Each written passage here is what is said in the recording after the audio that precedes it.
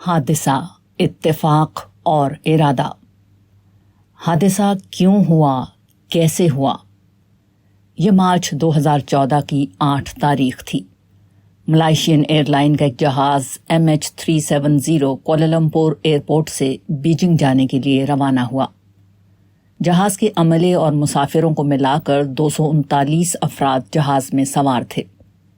جہاز کی روانگی کے 1 گھنٹے بعد کنٹرول ٹاور سے اس جہاز کا رابطہ آخری دفعہ ہوا۔ یہ اس وقت چین کی جانب محو پرواز تھا، پھر اس کا رابطہ منقطع ہو گیا۔ 1 گھنٹے بعد یہ طیارہ ملائیشیا کے فوجی ریڈار پر بالکل مخالف سمت جاتے ہوئے نظر آیا۔ تاہم اس کے بعد بھی جہاز کا رابطہ ایک سیٹلائٹ سسٹم سے رہا، جس کا مقصد زمین سے جہاز پر فون کال وصول کرنا تھا۔ اس سسٹم کے مطابق جہاز آسٹریلیا کے نزدیک بحر ہند کے جنوب میں پرواز کر رہا تھا۔ اس جہاز کو تلاش کرنے کی مہم ہفتوں تک چلتی رہی۔ آخر کار تحقیق کرنے والے اس نتیجے پر پہنچے کہ جہاز نے نامعلوم وجوہات کی بنا پر پرواز کے 1 گھنٹے بعد اپنا رخ بدلا اور چین جانے کے بجائے بالکل مخالف سمت میں بحر ہند کے جنوبی حصے کی سمت روانہ ہو گیا، اور آخر کار ایندھن کے ختم ہو جانے کے بعد سمندر میں گر کر تباہ ہو گیا۔ سرتوڑ کوشش کے باوجود جہاز کا ملبہ دستیاب نہ ہو سکا۔ 1.25 برس گزر گیا اور لوگ اس واقعے کو بھول گئے کہ 29 جولائی 2015 کے دن ایک نامعلوم جہاز کا ایک بازو یا ونگ بحر ہند میں افریقہ کی سمت واقع ری یونین جزیرے کے ساحل پر پایا گیا۔ تجزیے سے معلوم ہوا کہ یہ ایک بوئنگ جہاز کا ونگ ہے۔ چونکہ بحر ہند میں ایک ہی بوئنگ طیارہ غائب تھا، اس لیے تمام لوگوں کا ذہن اسی سمت میں گیا کہ یہ ملائیشین ایئر لائن کے طیارے کا ونگ ہے۔ چنانچہ اس ونگ کو اب فرانس بھیج دیا گیا ہے، جہاں ماہرین یہ کوشش کریں گے کہ اس کا تفصیلی تجزیہ کر کے کوئی ایسا نشان، سیریل نمبر یا کوئی اور شناخت ڈھونڈی جائے جس سے یہ ثابت ہو جائے کہ یہ بازو اسی بدقسمت طیارے کا ہے۔ بعد میں یہ معلوم ہو گیا کہ یہ اسی بدقسمت طیارے ہی کا حصہ تھا جو نامعلوم وجوہات کی بنا پر سمندر کی نذر ہو گیا تھا۔ فضائی سفر دنیا بھر میں محفوظ سفر سمجھا جاتا ہے، اور اس طیارے میں ویسے ہی 15 ملکوں کے لوگ سوار تھے۔ اس لیے بین الاقوامی میڈیا میں اس حادثے کی بہت تشہیر ہوئی تھی، اور جب اس کا ایک بازو ملا تو ایک بار پھر عالمی ذرائع ابلاغ میں یہ خبر زیر بحث آ گئی۔ میں CNN پر جہاز کے بازو کے ملنے کے حوالے سے ایک رپورٹ دیکھ رہا تھا کہ رپورٹر نے ایک بہت اہم جملہ کہا۔ اس نے یہ بتاتے ہوئے کہ یہ بازو اب فرانس کی ایک لیبارٹری میں بھیجا جا رہا ہے جہاں اس کا تفصیلی معائنہ ہوگا، کہا کہ اس سے یہ تو نہیں بتایا جا سکتا کہ یہ حادثہ کیوں ہوا، لیکن یہ معلوم کرنے میں مدد ملے گی کہ یہ حادثہ کیسے ہوا۔ کچھ اسباق۔ جہاز کے اس حادثے میں کئی اہم اسباق ہیں۔ پہلا اور اہم سبق یہ ہے کہ انسان ہر حال میں یہ جاننا چاہتے ہیں کہ کوئی واقعہ کیوں اور کیسے ہوا۔ یہی چیز انسان کو انسان بناتی ہے، اور یہی وہ سوالات ہیں جن میں سے پہلے سوال یعنی دنیا اور اس کا نظام کیسے چلتا ہے کا جواب سائنس دیتی ہے، اور دوسرے سوال یعنی دنیا کیوں بنی، ہم یہاں کیوں ہیں وغیرہ کا جواب مذہب دیتا ہے۔ ایک دوسرا اہم سبق انسان کی سائنسی ترقی ہے۔ آج کے دور میں ہم ہزاروں میل کا سفر ہوائی جہاز کے ذریعے سے چند گھنٹوں میں طے کر سکتے ہیں۔ ہوائی جہاز کا سفر انتہائی تیز رفتار اور خطرناک ہوتا ہے، مگر ٹیکنالوجی کی مدد سے اس سفر کو اتنا زیادہ محفوظ بنا دیا گیا ہے کہ دنیا بھر میں سب سے کم لوگ فضائی حادثات میں مرتے ہیں۔ ہر روز ہزاروں پروازوں کے ذریعے سے لاکھوں لوگ سفر کرتے ہیں، اور ایک ہوائی جہاز زمین و آسمان کی تمام خوفناک فطری طاقتوں کا مقابلہ کرتے ہوئے اپنی منزل مقصود پر پہنچ جاتا ہے۔ اس سفر کے دوران میں جہاز جس فضا میں پرواز کرتا ہے اس کا درجہ حرارت -40 تک ہوتا ہے، جہاں سانس بھی نہیں لیا جا سکتا، مگر جہاز کے اندر مسافروں کے لیے انتہائی خوشگوار ماحول فراہم کیا جاتا ہے۔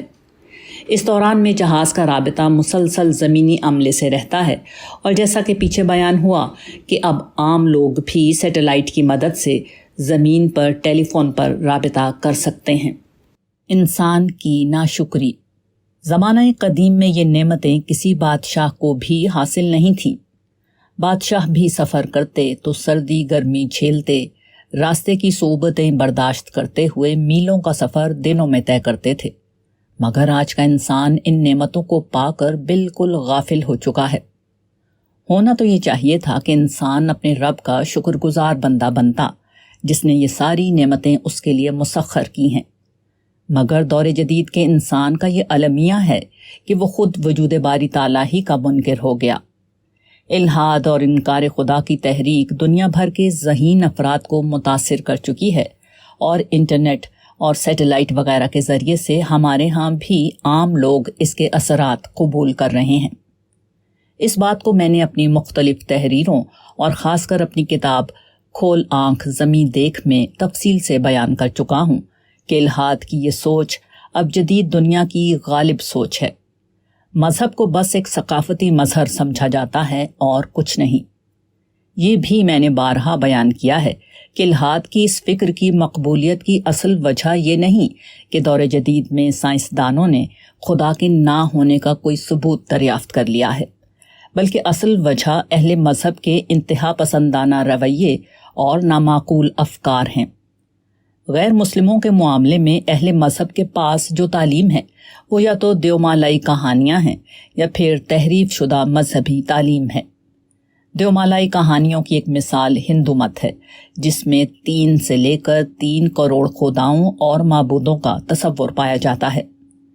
تحریف شدہ آسمانی مذہب کی ایک مثال مسیحیت ہے، جس میں ایک صالح خاتون کو معاذ اللہ خالق کائنات کی بیگم اور ایک صالح انسان کو اس کا بیٹا بنا دیا گیا ہے۔ وہ بیک وقت خدا کو ایک بھی مانتے ہیں اور 3 بھی مانتے ہیں۔ اس طرح کی چیزوں کو اس جدید سائنسی دور میں کون قبول کر سکتا ہے؟ مسلمان اس اعتبار سے خوش نصیب ہیں کہ ان کا مذہب ہر طرح کی تحریفات سے پاک ہے، اور اس کی تعلیمات ایسی تمام لغویات سے پاک ہیں جنہیں جدید سائنس کے دریافت کردہ مسلمہ حقائق بالکل رد کر دیتے ہیں۔ تاہم اول تو مسلمانوں کو اپنے مذہب کی سچائی کو دوسروں تک پہنچانے سے کوئی خاص دلچسپی نہیں۔ دوسرے یہ کہ وہ اسلام کی اصل تعلیم یعنی ایمان و اخلاق کے بجائے کچھ اور چیزوں کو دین بنا کر پیش کرتے ہیں۔ تیسرے یہ کہ اسلام کے نام پر جو لوگ کھڑے ہو کر بات کرتے ہیں، ان میں سے اکثر تہذیب و اخلاق دونوں سے عاری ہوتے ہیں۔ ان سے ذرا سا اختلاف کیا جائے اور پھر جس بدتمیزی اور بد تہذیبی کا رویہ سامنے آتا ہے، اس کے بعد کسی شخص کو ایسے مذہب سے حسن ظن نہیں رہ سکتا جس کے نام پر وہ کھڑے ہوتے ہیں۔ چنانچہ مذہب اور اس کی تعلیم زیر بحث نہیں آتی، اور عام لوگ اس بد اخلاقی کی بنا پر دین ہی سے بیزار ہو جاتے ہیں۔ انسان تو سچائی جاننا چاہتے ہیں، انسان اعلیٰ اخلاقی تعلیمات سے متاثر ہوتے ہیں۔ وہ اپنے ذہن اور زندگی کی الجھی ہوئی گتھیوں کو سلجھانا چاہتے ہیں۔ اسلام کے پاس سچائی بھی ہے اور اعلیٰ اخلاقی تعلیمات بھی۔ اس کے پاس ہر ذہن اور زندگی کی ہر الجھن کا مکمل حل ہے، لیکن سر دست اسلام کے نام پر فرقہ بندی میں گرفتار مسلمان کھڑے ہیں۔ جب یہ ایک دوسرے کو کافر اور بد دین قرار دینے سے باز نہیں آتے اور ہر طرح کی اخلاقیات سے بلند ہو کر الزام و بہتان کی روش کو اختیار کرتے ہیں، تو پھر اس کا تمام تر فائدہ الحاد اور شرک کو ہوتا ہے۔ انہیں کھلی چھٹی ملی ہوئی ہے کہ وہ ایک متبادل بن کر لوگوں کے سامنے آئیں اور ان کے درمیان جگہ بنائیں۔ یہی اس وقت ہو رہا ہے۔ اس کا سب سے المناک پہلو اب یہ ہے کہ ہمارے معاشرے میں الحاد تیزی کے ساتھ فروغ پا رہا ہے۔ انٹرنیٹ کے ذریعے سے الحاد و مذہب کے درمیان ایک مکالمہ لوگوں، خاص کر ذہین افراد کے سامنے آتا ہے۔ اس میں مذہب کی ترجمانی 2 ہی عناصر کر رہے ہوتے ہیں، یعنی تحریف شدہ مذہب یا پھر اسلام کے نام پر کھڑے ہوئے فرقہ پرست۔ نتیجہ صاف ظاہر ہے کہ ملحد مفکرین کی جیت ہوتی ہے اور ہمارے نوجوان بھی تیزی سے متاثر ہوتے چلے جا رہے ہیں۔ الحاد کی علمی اور فکری شکست۔ حقیقت یہ ہے کہ الحاد کے فروغ کی اصل وجہ یہی ہے جو ہم نے بیان کی ہے، ورنہ جہاں تک سائنس اور اس کی دریافتوں کا معاملہ ہے، حقیقت یہ ہے کہ الحاد کو فکری محاذ پر جس طرح سائنسی ترقیوں نے شکست سے دوچار کیا ہے، اس کی کوئی مثال سابقہ دور میں نہیں ملتی۔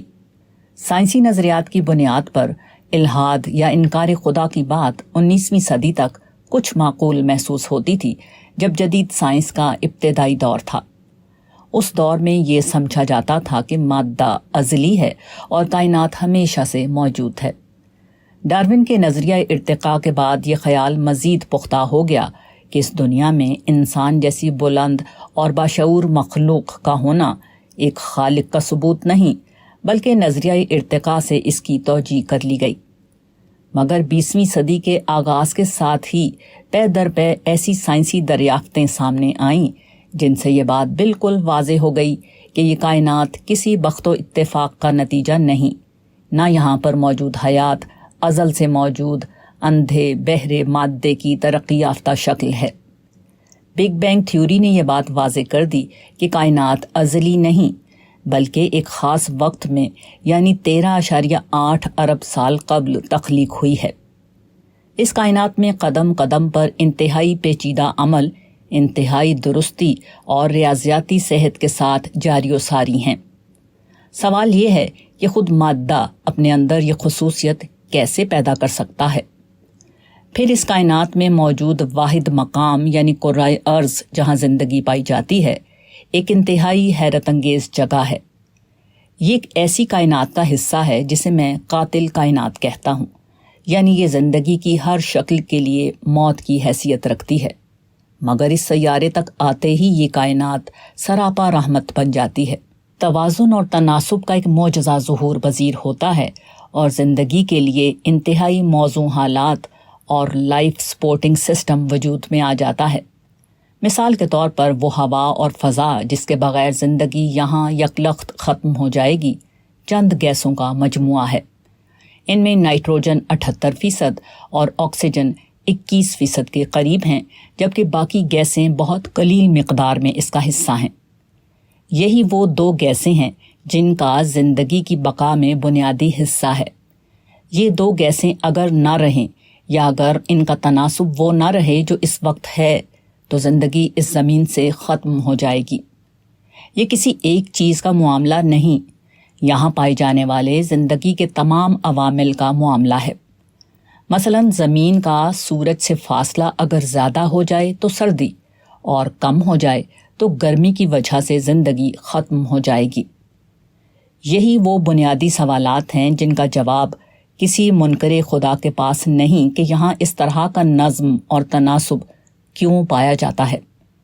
اس کا ایک بے معنی جواب دے دیا جاتا ہے کہ یہ سب کچھ اتفاق سے ہوا ہے۔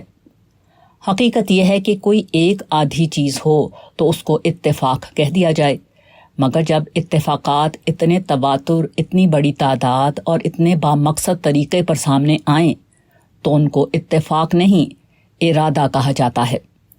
در حقیقت زندگی اندھے بہرے مادے میں جنم لینے والا کوئی اتفاق نہیں، بلکہ خدا کے ارادے کا نتیجہ ہے، اور اسی کے ارادے کی بنا پر ہم سب یہاں موجود ہیں۔ حقیقت یہ ہے کہ جدید سائنس نے ہمیں خدا سے اور قریب کر دیا ہے۔